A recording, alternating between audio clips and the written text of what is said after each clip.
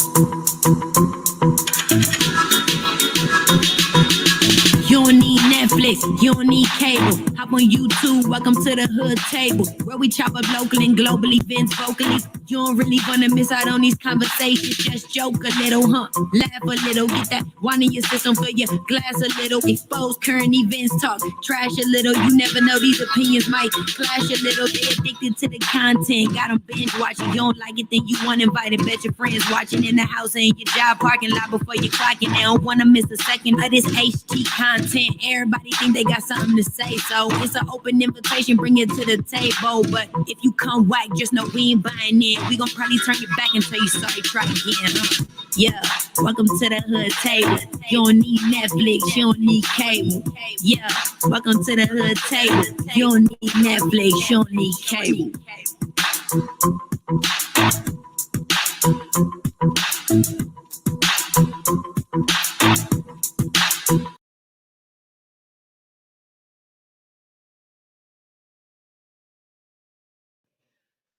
What's going on? What's going on? Hey, everybody, come on in. Make sure you hit that like button. Thumbs up, please. Thumbs up on the way in. Show us some love. Make sure you also, after you like the video, share the video. And of course, if you're not already subscribed to the Hood Table, make sure you please subscribe to the Hood Table. And don't forget to follow us on Twitter, Facebook, and IG, and also make sure you subscribe to our monthly newsletter at our website, which is, of course, thehoodtable.com. And at thehoodtable.com website, you can also find a link to our merch, t-shirts, sweatshirts, leggings, coffee mugs, face masks, and some more stuff.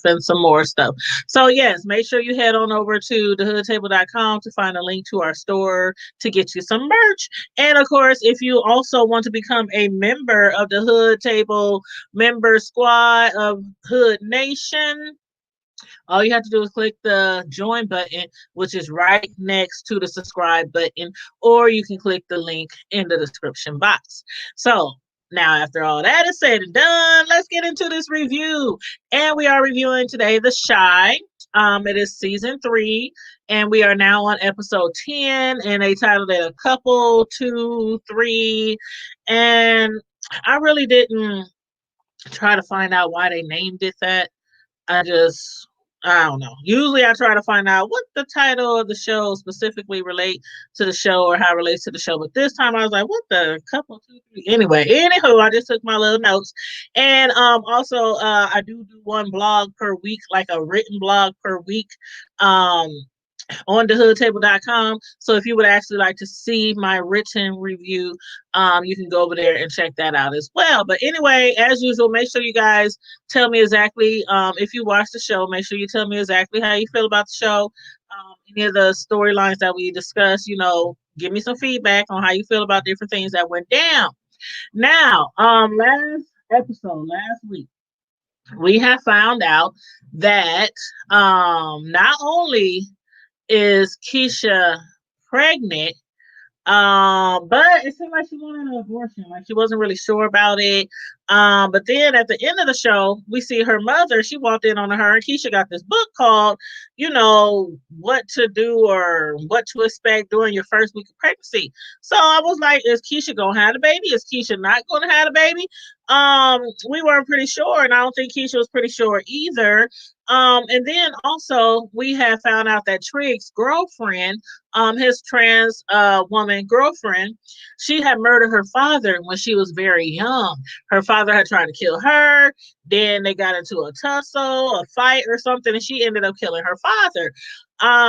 Also, we found out that Duda's wife, Rosalind, played by the beautiful Candy Burris from Escape, gave Jake the code to steal paperwork from Duda's safe. And also, we found out Emmett, he went and did some shopping, went down to the pawn shop, bought his baby mama Tiffany a wedding ring, and of course, we witnessed old Ronnie getting a bullet right through the back of his head for payback for murdering Cootie, by mistake. So this episode started off with a funeral for Ronnie being held at Papa's father's church, Pastor Stanley Jackson's church. And while some people, still think that Ronnie got exactly what he deserved. There are some people who are, truly saddened about his demise, and those people are, for to say a few, his homeboys, them guys he was rolling with deep in the streets when he was living off the street, when he was bumming on the street. His homeboys, they sad to see, him being gone. His ex Tracy, Jason, the dead son, the other dead guy's mom, Jason. His mother Tracy, she's of course sad as well.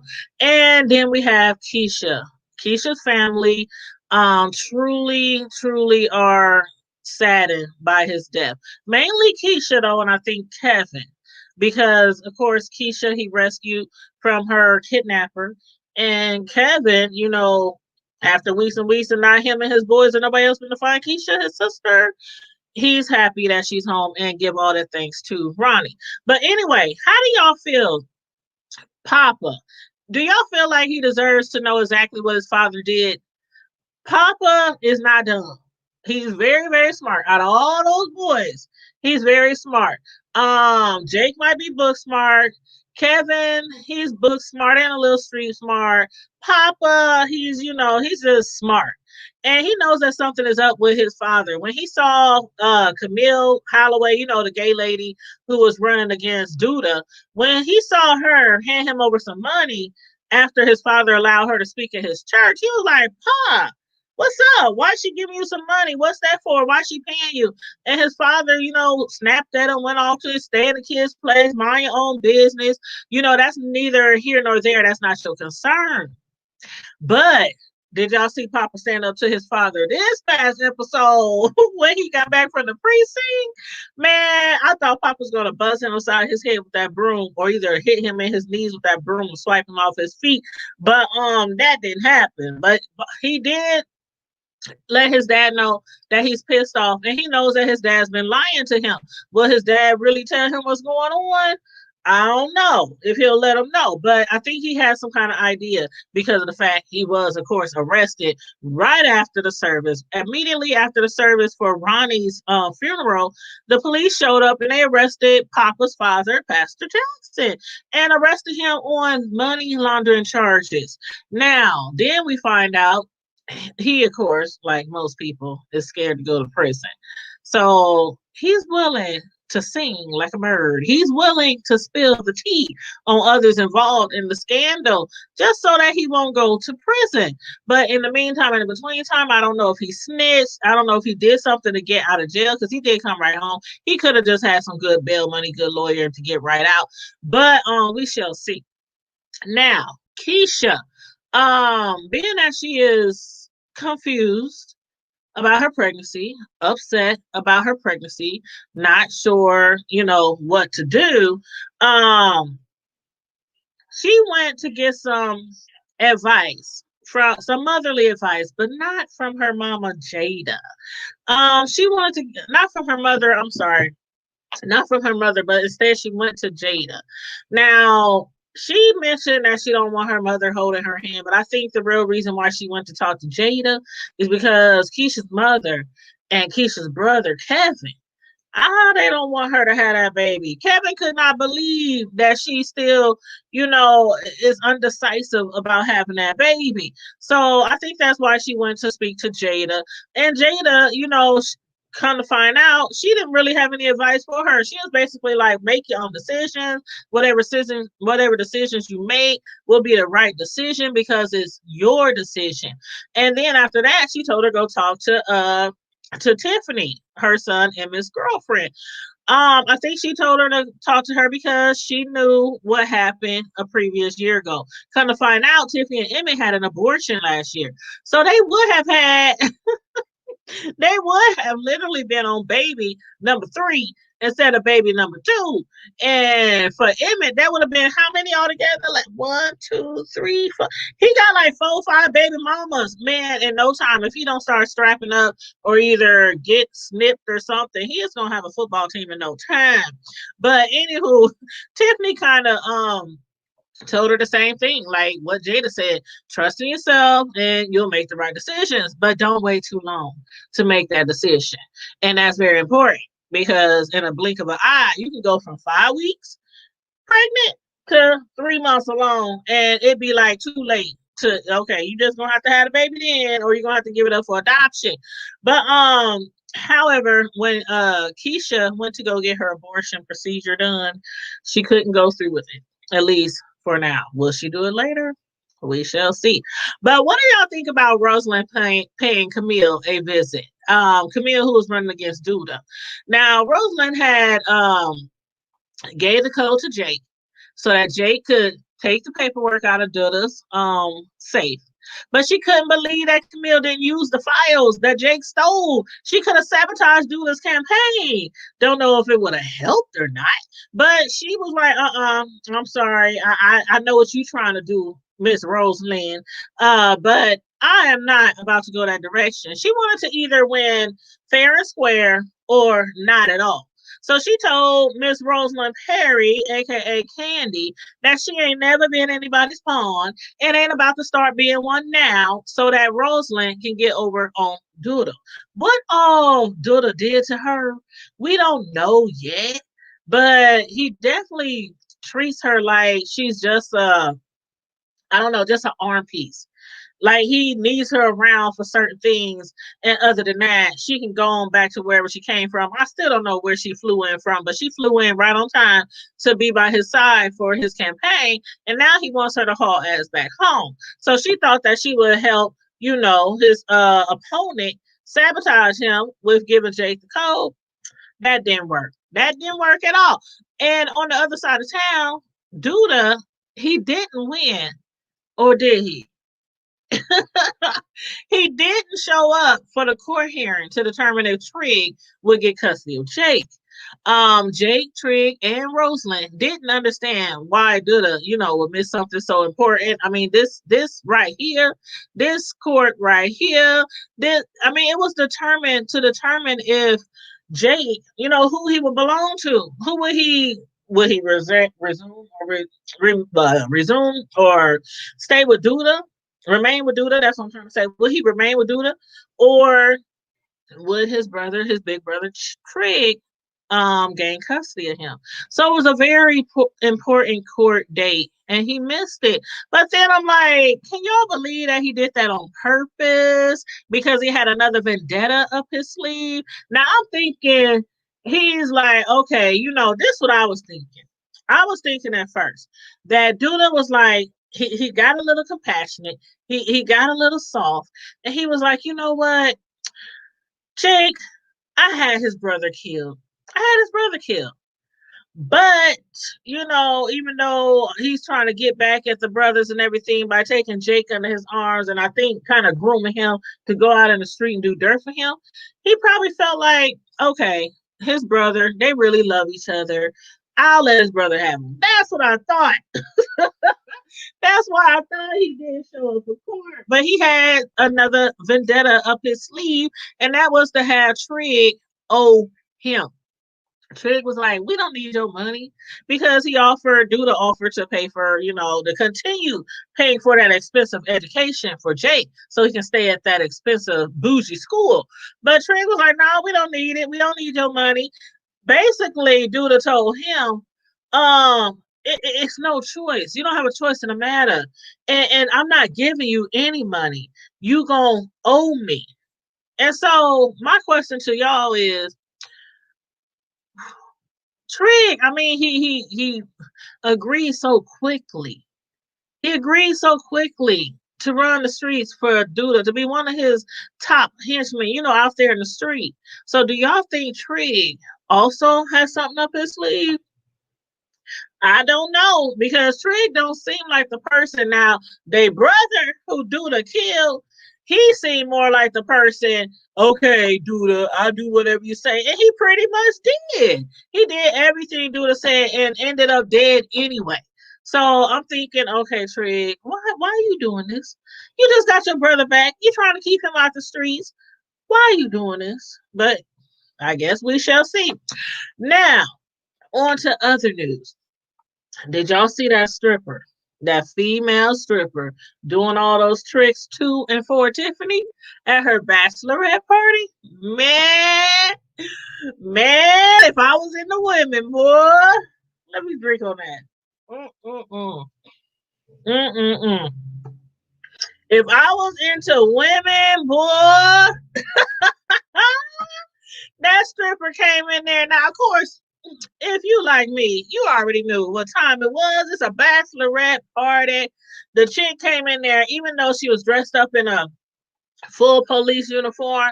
Come on now. Every time there's a stripper party and the firemen show up or the police show up, you know they strippers. So I already saw that coming. Tiffany didn't see it coming though. She was like, who the hell they called us? Somebody who to call the cops on us, who to call the popos to come to my bachelorette party. But for the most part, for the most part, Jada did a good job of setting that up. And Tiffany seemed to have enjoyed her whole evening. She had a wonderful time. While on the other hand, her fiance, her baby daddy, Emmett, man, I was gagging. I did not expect that. Okay, I actually didn't expect his father to throw him a bachelor party, but I expected his father to be at the bachelor party and to have maybe put in on the party and brought some strippers up in the party.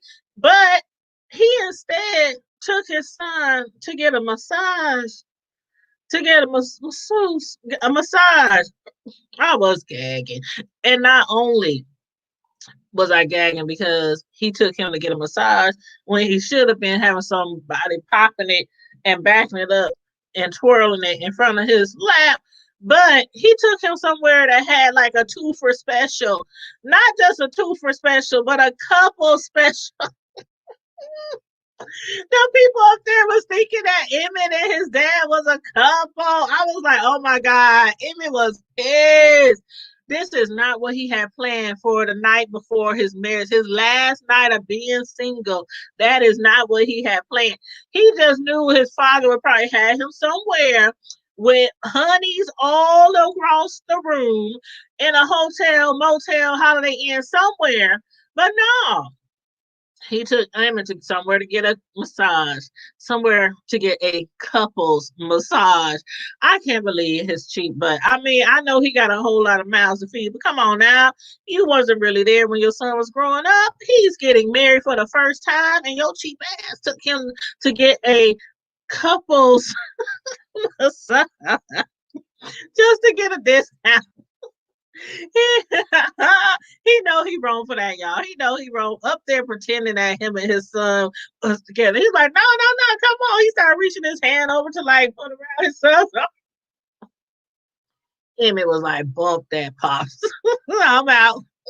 He must have bounced out of there so fast. And not only because his dad's cheap plans, but also Darnell figured that was the right time the night before the wedding to try to convince his son to make Tiffany get a prenup or at least try to get her to tie her tubes. Emmett wasn't trying to hear that. He wasn't trying to hear that. In fact, what he did do was he rushed home because he knew where he could enjoy his evening. And that was with his beautiful bride, his beautiful wife to be. And after seeing what they was doing on that couch, why his mama ain't even there, I'm like, hold up. Is they still in his mama house? Why they all on that couch? I mean, they ain't even gonna get on the floor on that bed that they've been sleeping on the floor for months. They was all on the couch. I was like, okay, if she wasn't pregnant, she would be pregnant by the morning. Not only will she be saying I do, but she be saying I'm pregnant. But yeah, they was getting it on, enjoying the rest of their evening, But lastly, let's discuss Kevin and his girlfriend Gemma. Now, this storyline to me, I I don't know where they trying to go with this storyline. Now, Papa and his girlfriend Maisha, that what they have is really cute. They really like each other, even though Maisha was head over heels for Kevin at one point in time. Kevin had no interest in her at all. At all. She intimidated the heck out of him. But Maisha and Papa, they got a good thing going on. They understand each other. But Kevin and Gemma, child, oh, I don't know. Kevin, man, first of all, his girlfriend run around there looking like she Black Panther.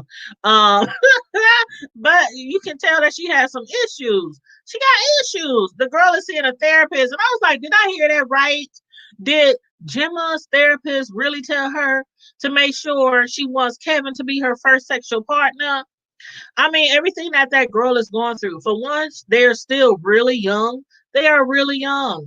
And your counselor, your therapist tells you, if you're planning to have sex with this boy, make sure that he's really the one you want to be your first sexual partner. The child is in therapy because she used to have a problem holding things inside that was bothering her. And that led to her trying to commit suicide. So again, the therapist telling her to just make sure he's the one. I think that should be the last on the list of what they should be discussing in there. Why she didn't try to kill herself. So now she up there thinking, when Kevin got pissed at her, okay, this is what I'll do. I'll invite him over to my house afterwards for a little bit of rumbling around in the bedroom, in the boom boom room, while her parents ain't home. So Gemma invited Kevin over because she figured that having sex with him would fix everything that was wrong. But will it? I don't know. I don't know right now. But what we do know is that Kevin was a 2 minutes man on the first round. But why Gemma wasn't at all surprised? That girl had been doing some research. She was like, that only happens in porn. Porn people, they want you to think that, you can go over and over again and it can last and last on the portal. It'd be like an hour. They still be going and going and going. But anyway, she knew. She was not at all surprised that Kevin wasn't going to last that long. But anyway, my questions to y'all. Do you think Keisha will keep her baby? Now we saw her come out of that room. She didn't go through the procedure. Not yet. Do y'all think she will keep her baby? Will Trig regret? I can't even talk. Regret agreeing to do this demands. Emmett and Tiffany, their wedding went off without a hitch or without somebody not holding their peace. But do you think that Dominique, will forever hold her peace? Don't forget, they just recently slept together like a few days before Emmett proposed to Tiffany. Papa's father, Pastor Stanley Jackson, he was arrested for money laundering and immediately released. Did he snitch on Duda to avoid prison time, or will he snitch? Y'all let me know. And don't forget, make sure you hit the like button. Make sure you hit the share button. Make sure you also subscribe to the Hood Table if you are not already subscribed. And follow us on Twitter, IG, Facebook, and of course, thehoodtable.com, where once again, you can find our merch. It's a plethora of different merchandise that you can purchase to support the Hood Table. And of course, the Cash App is on the screen, the Hood Table 402, if you feel like being a blessing to the Hood Table platform. And on that note, everybody, make sure you stay safe, be blessed, remain vigilant during this, Rona season, which is turning into Rona year. And I'll holler at you guys later. I'm out.